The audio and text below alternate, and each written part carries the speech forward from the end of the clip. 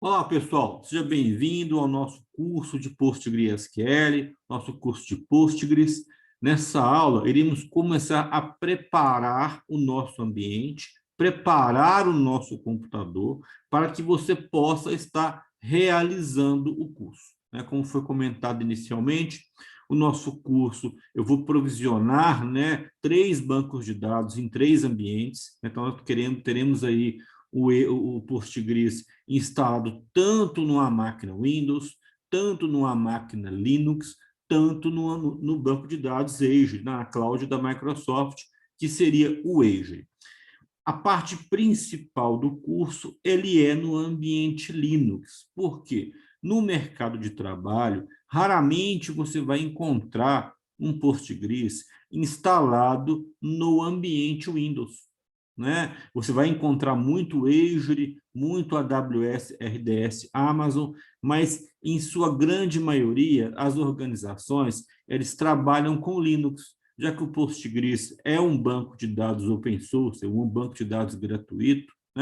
As organizações têm preferido colocar o Postgres no ambiente Linux, até porque para esse banco de dados eu tenho uma situação mais estável, o banco fica mais estável, tem um controle maior do banco, eu consigo estar ali, tendo um servidor dedicado para o banco de dados, não vou ter custos aí de sistema operacional, já que o Windows Server, que seria o sistema operacional da Microsoft focado para o ambiente de servidor, ele é um software caro que exige licenciamento. Então, na maioria das organizações, você sempre vai encontrar o Postgres no ambiente Linux, ok? Então, vamos lá. Primeiramente, o que é o VirtualBox? O VirtualBox é um programa da Oracle, ele é um programa de virtualização de ambiente, onde eu vou poder criar dentro da minha máquina, dentro do meu computador Windows, eu vou fazer aqui no Windows 10, que eu acredito que seja a maioria dos sistemas operacionais dos nossos alunos, mas da mesma forma eu faria no Windows 7, da mesma forma eu faria aí também numa versão do Windows 8.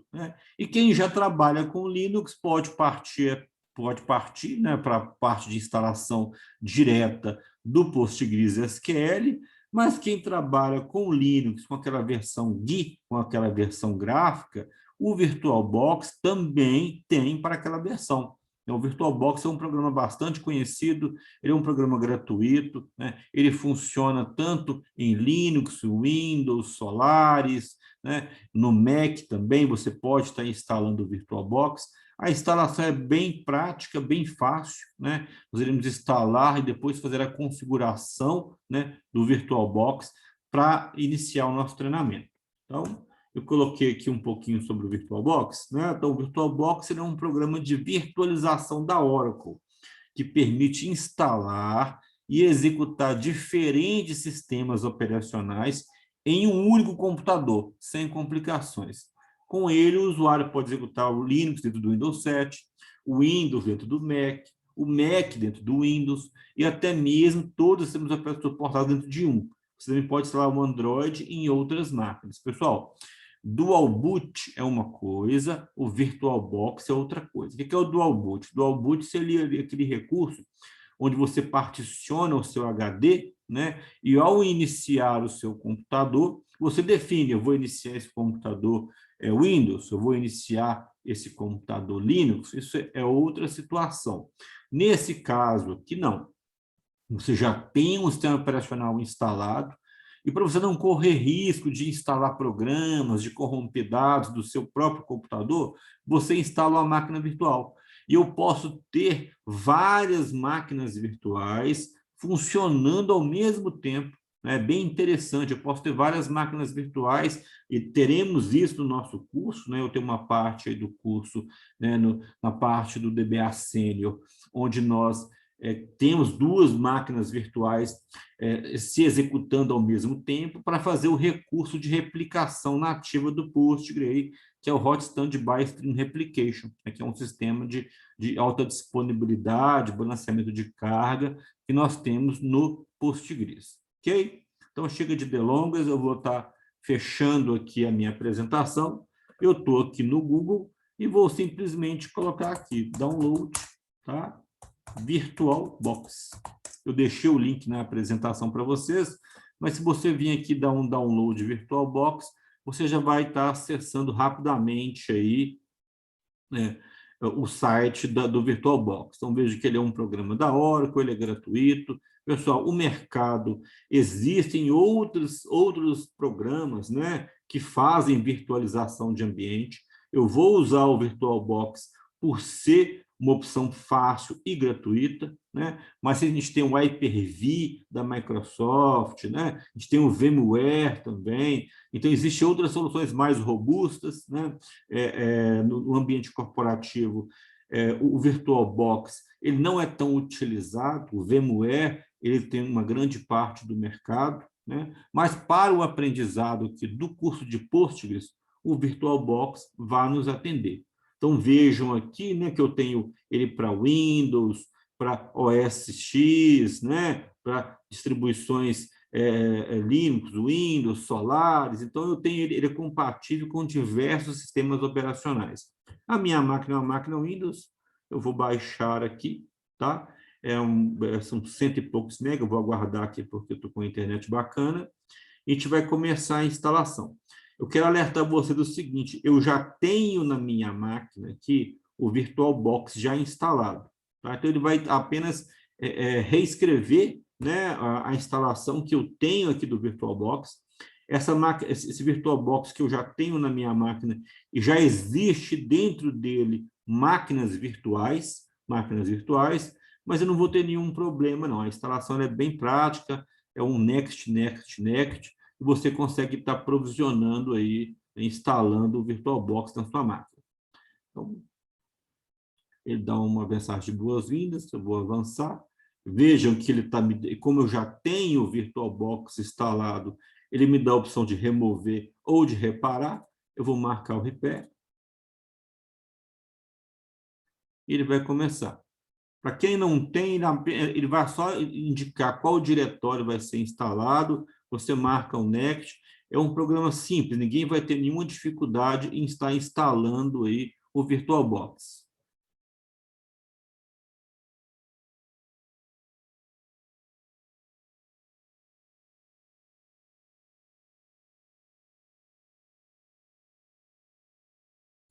Então, finalizou a instalação, deu um finish aqui. Veja que ele pede para restartar o meu computador, tá? Ele já inicializou aqui, mas ele pede para restartar. O ideal é que você faça o restart, tá? Eu não irei fazer o restart, né? Ele somente pediu também o restart, pessoal, porque eu já tenho o VirtualBox instalado. Eu vou conseguir fazer os próximos passos aqui, mas não vou conseguir startar a máquina virtual. Então, para não perder o time da aula, eu vou fazer aqui os próximos passos, que é a criação de uma máquina virtual. Aí sim eu vou reiniciar o meu VirtualBox, o meu computador, o sistema operacional, né, para poder startar essa máquina. Eu vou marcar não, né? Ele já inicializou aqui, né? Vocês vejam que ele já inicializou aqui o programa. Esse aqui é o VirtualBox. Vejam que eu fiz uma instalação e eu já tinha aqui uma máquina virtual. Quando você cria uma máquina virtual, ela aparece aqui no VirtualBox. Então, dentro do VirtualBox, você vai criar várias máquinas virtuais, tá? Eu vou aqui no botão novo. O botão novo seria para me criar uma nova máquina virtual, é o que vocês irão fazer. Aqui eu vou dar um nome para a máquina virtual, é um nome fictício, você pode utilizar o nome que você quiser, tá? Eu vou colocar aqui, ó, curso, vou colocar assim, ó, curso DBA Postgres, certo? Curso DBA Postgres, eu devo definir qual será o sistema operacional que eu vou instalar nessa minha máquina virtual. Ele já deixa uma preparação, né, para aquele ambiente que eu vou instalar. No caso aqui, é um Linux, certo? E vai ser o seguinte, pessoal, eu vou instalar, tá, o Linux CentOS 7. O nosso curso, ele todo, a parte de Linux, ele vai ser todo baseado no CentOS 7. Hoje eu tenho no mercado tanto o CentOS 7, tanto o CentOS 8. Mas eu fiz um estudo e hoje quase 70% das organizações ainda trabalham com o CentOS 7. Tá? Mas por que eu estou marcando Red Hat? Quem que é a Red Hat? Pessoal, a Red Hat, né, ela foi adquirida aí pela IBM. A Red Hat, ela é uma versão paga do Linux. Então, a gente tem essa ideia que o Linux ele é gratuito, mas existe uma versão paga, tá? Chamada Red Hat. Existem outras versões pagas também. A Red Hat é uma grande organização, tá? Foi adquirida pela IBM e ela trabalha com uma distribuição Linux. O que a Red Hat faz? Tá? A Red Hat ela tem uma versão paga, que é o Red Hat, tá? E ela tem uma versão gratuita, que é o CentOS. Um é igualzinho ao outro. O Red Hat é igual ao CentOS 7. Eles têm a mesma funcionalidade na engine, na arquitetura, ali, na engenharia do sistema operacional. Né? Então, por que o Red Hat é pago? A Red Hat ela oferece suporte, né? Ela oferece suporte e também diversas ferramentas aí para o programa. Então, ela cria lá, né, o Red Hat, na versão 8, por exemplo. Ela, para quem quiser, pode contratar a Red Hat e ter suporte por parte da Red Hat. A Red Hat está no Brasil, tem funcionários no Brasil que prestam suporte. Diversas grandes organizações, elas recorrem à Red Hat, eles pagam o licenciamento para a Red Hat, tá? E a Red Hat ela faz um fork, ela faz ali uma distribuição gratuita que é o CentOS, que tem as mesmas funcionalidades, só que o suporte ele vem por parte da comunidade. O suporte não vem por parte da Red Hat. Então, você deve recorrer à comunidade ou uma empresa que preste suporte, né, aí para Linux, ok? Então, caso na sua situação que você vai instalar o Linux CentOS, você deve marcar a opção Red Hat. Então, eu marco aqui avançar. Seguinte, pessoal, esse computador que eu estou trabalhando, tá? Ele tem 8 GB de memória. Então, esse notebook aqui, ele tem 8 GB de memória. Quando você vai criar uma máquina virtual, você vai definir quais recursos de hardware essa máquina vai ter. O que ela vai ter de memória, o que ela vai ter de CPU, de processador, o que ela vai ter aí de disco. Tá? E isso vai ser pegado da sua máquina principal. Então, vejam essa parte rosa aqui. O que é essa parte rosa? Essa parte rosa é o que a minha máquina, o Windows, está consumindo nesse momento. Então, se eu vim cá e colocar aqui, por exemplo, na parte rosa, eu estou definindo que a minha máquina virtual, além do espaço disponível, que é o espaço verde, ele também vai consumir aqui da minha máquina principal. Eu vou ter problemas. Então, o limite seria aqui, tá? Bem próximo, né, da linha rosa. Mas não recomendo que façam isso, né? Que deixe uma folga para a sua máquina principal, porque se você estiver executando a sua máquina virtual, né, deixar muito próximo do limite, e de repente você executar uma outra função, abrir um programa, você vai ter uma lentidão muito grande no seu equipamento. Tá?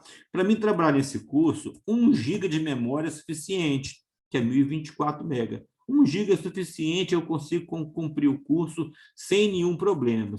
Mas eu vou pôr 2048, eu vou definir aqui 2 GB, né, de memória RAM para a máquina virtual que eu estou criando, até para não ter uma instalação muito lenta ali do CentOS, né? Para mim ter recursos bem interessantes. Mas quem tem um computador, por exemplo, para esse curso, e só tem 4 GB de memória, ele pode pôr aqui 1024, que ele vai conseguir criar o curso. E eu falo mais, né? 512 MB, você consegue também provisionar o CentOS, consegue fazer o curso para quem tem uma máquina menor.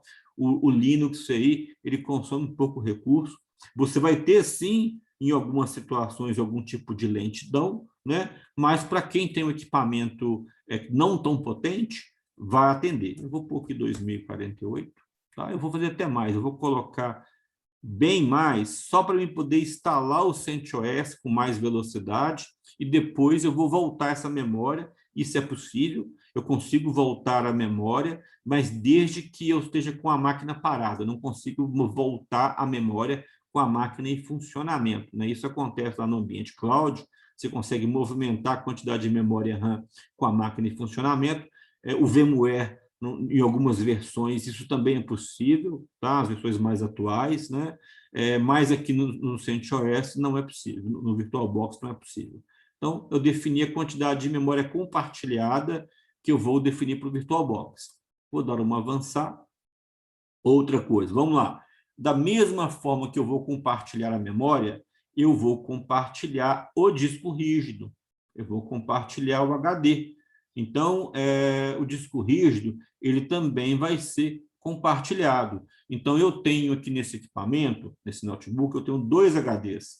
Eu tenho um HD SSD, que é um disco mais rápido, que é o meu HD principal, e eu tenho um segundo HD, tá? Um HD SATA normal, né, de 500 GB, que eu uso para armazenar arquivos.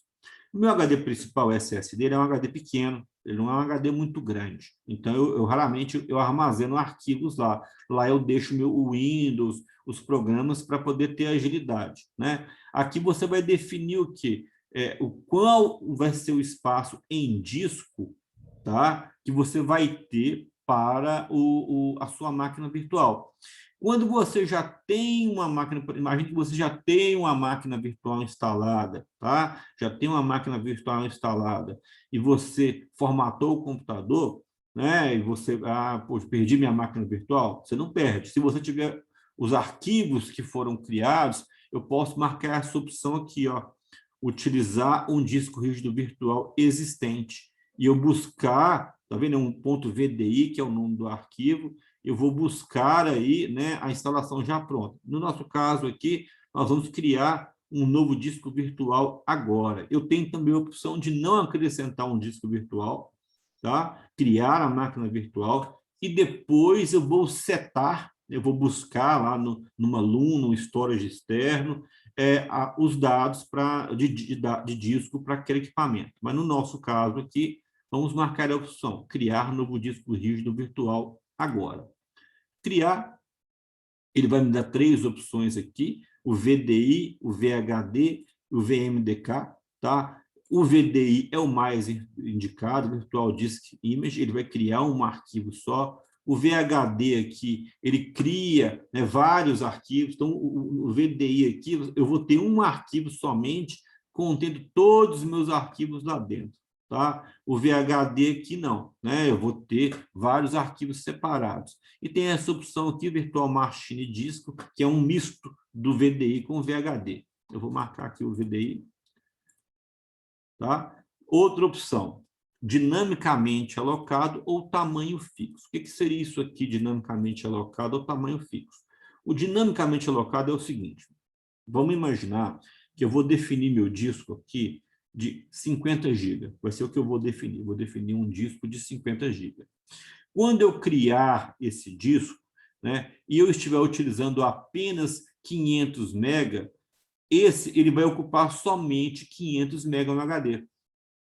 Então, o dinamicamente alocado, eu defino um limite, tá, de uso em disco, né? Eu defino um limite de uso em disco, mas ele não vai ocupar os 50 GB. Se eu marco a opção tamanho fixo, não.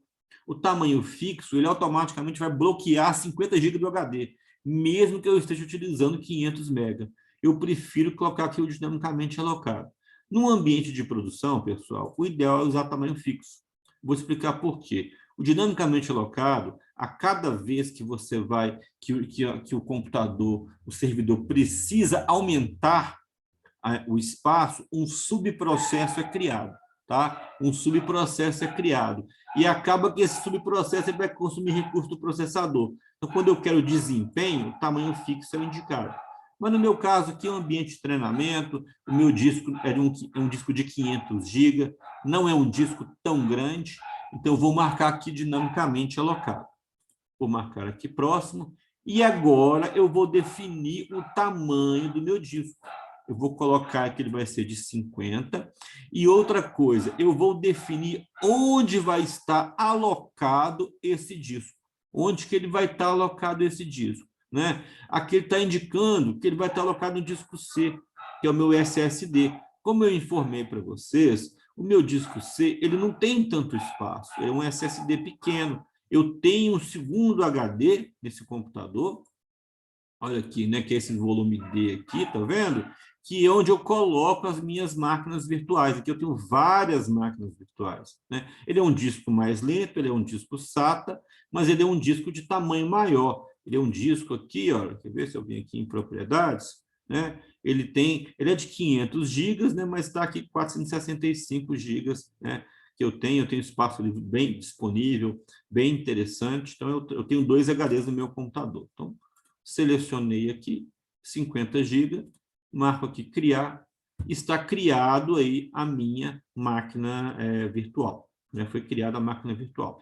Eu não vou fazer agora as configurações da máquina virtual, porque eu vou reiniciar o computador como ele pediu anteriormente, porque se eu for fazer, eu posso até fazer as configurações aqui agora, tá? Mas se eu for tentar iniciar essa máquina, eu vou ter um erro, porque eu não fiz o reboot, o restart do equipamento. Então, eu vou encerrar a aula, fazer o reboot do equipamento aqui, tá? E aí, na próxima aula, vamos para a parte de configuração aí do nosso VirtualBox. Ok, pessoal? Então, vamos lá e até a próxima aula.